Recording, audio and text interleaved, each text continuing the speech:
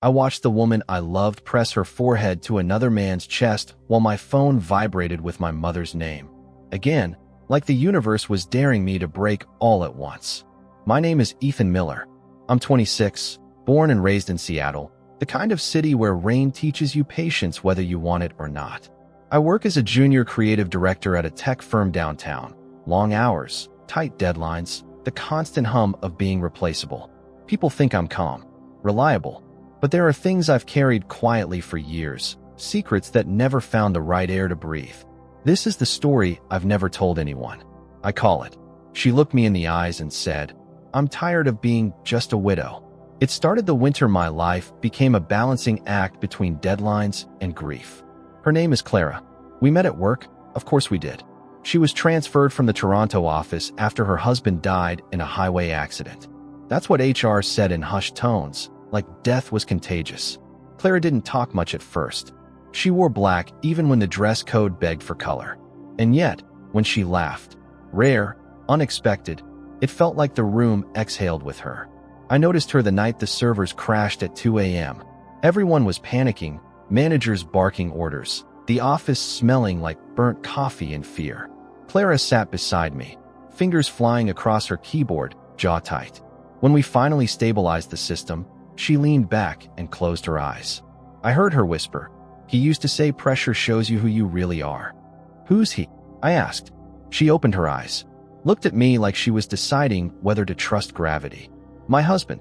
After that, we started staying late together, talking about everything except the obvious. She told me about Canada winters and how silence after loss can be louder than sirens. I told her about my father leaving when I was 14, about my mom's quiet strength, about how I hated my birthday because it reminded me time didn't ask permission. Somewhere between shared takeout and flickering monitors, I fell in love with her. I knew it was wrong. She was older, 37, a widow, my coworker. But love doesn't care about policy manuals or moral checklists. It arrives like a storm and dares you to stand still. The pressure at work was crushing. Our department head, Mark, thrived on humiliation disguised as motivation. "If you can't keep up, you'll be replaced," he'd say, smiling like he was doing us a favor. I started having panic attacks in the bathroom, breathing into paper towels, rehearsing confidence I didn't feel. Clara noticed everything. One night, as snow painted the city white, she touched my arm and said, "You don't have to be strong all the time, Ethan." No one had ever said that to me before. We didn't cross the line for months. Just proximity, long looks, conversations that felt like confessions. Until the night she invited me to her apartment to fix a lamp. The lamp stayed broken. Afterward, she cried quietly against my chest. I didn't know if I was comforting her or becoming another ghost she'd carry. She pulled away and said, "I don't want to replace him. I just don't want to disappear." I thought love could save her. I was wrong. My family never liked her, not really. My mom tried, but my sister Lena was openly skeptical. "She's grieving," Lena said. "You're becoming a distraction, not a partner." I ignored her, because when Clara held my face and looked into my eyes, I believed her when she said, "You make me feel alive again." The cracks showed up quietly. She flinched when I talked about the future. She'd go silent when I mentioned meeting her friends. She kept her husband's photos everywhere, bedroom, hallway, even the fridge. Sometimes I'd wake up and feel like I was borrowing someone else's life. At work, things got worse. Mark hinted at layoffs. My performance reviews dipped. Clara was promoted fast. Whispers started. People looked at us differently, like we were a story they'd already decided the ending to. Then came the night everything shattered. We were at the company gala. Clara looked stunning, deep blue dress, hair down, eyes distant. I watched her from across the room, pride and fear twisting together. Mark raised a toast, talked about loyalty, sacrifice, family. I stepped outside to take a call from my mom. She sounded fragile.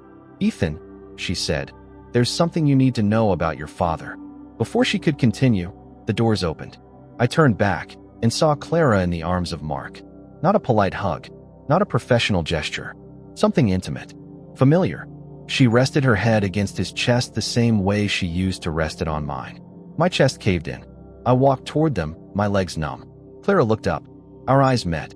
For a second, the room disappeared. She didn't pull away. She looked straight at me and said, softly, almost kindly. "I'm tired of being just a widow."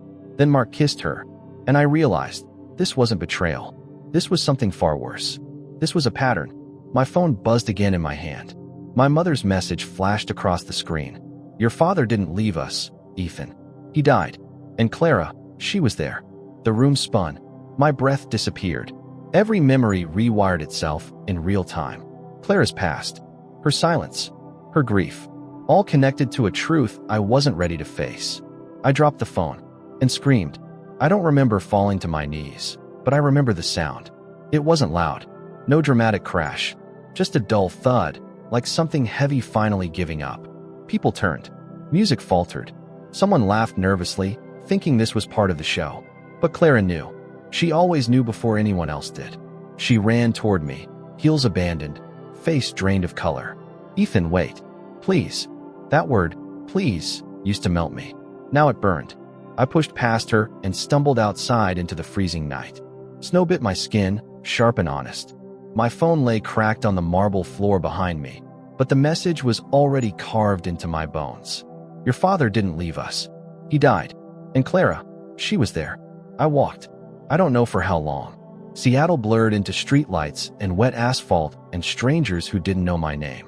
My head replayed memories like a cruel editor, cutting, stitching, reframing. The way Clara once froze when I mentioned my father's old construction company. How she avoided my childhood neighborhood. Why my mom had gone silent the first time she saw a photo of Clara months ago. I reached my apartment at dawn, sat on the floor, and broke. Not a poetic breakdown, an ugly one. Sobs that scraped my throat raw. I punched the wall until my knuckles split, not because of anger, but because pain felt like proof I was still real. Around noon, my mom came over. She looked smaller than I remembered, older, like she'd been holding this secret with both hands for years and was finally allowed to let it fall. She sat beside me and said, "Your father was driving home late one night. There was an accident. A woman survived. Barely." My chest tightened.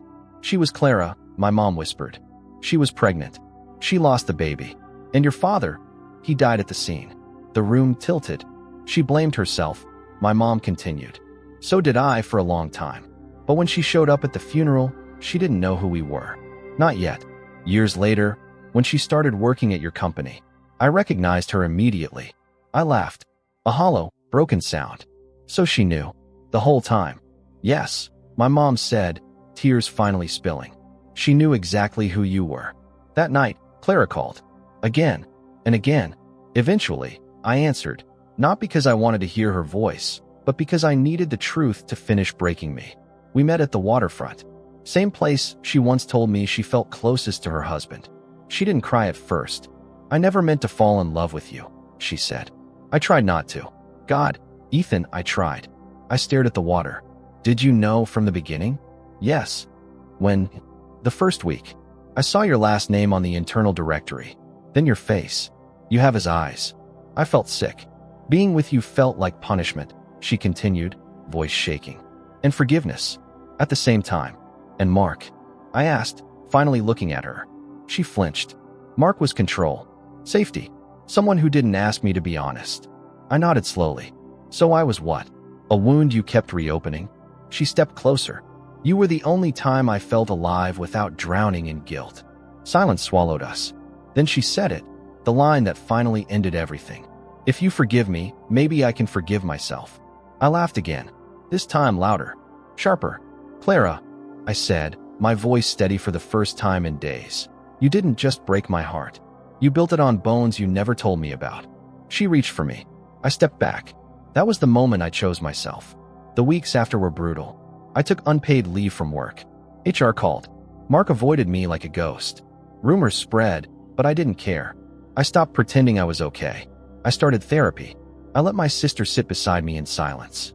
I told my mom I forgave her for not telling me sooner, because some truths feel impossible until they aren't. Clara moved back to Canada. She sent one last message. "I loved you the only way I knew how." I never replied. Because love that destroys you to heal someone else isn't love. It's survival dressed up as romance. Months later, I walked past the waterfront again. Same cold air, same water, but something was different. I wasn't carrying their story anymore. I was finally writing my own. The lesson I learned is this. Sometimes, the people who feel like home are standing on the ruins of your past. And loving them doesn't make you strong, it makes you disappear. Love should add to your life, not rewrite your pain into someone else's redemption. And if someone asks you to bleed so they can heal, you are allowed to walk away.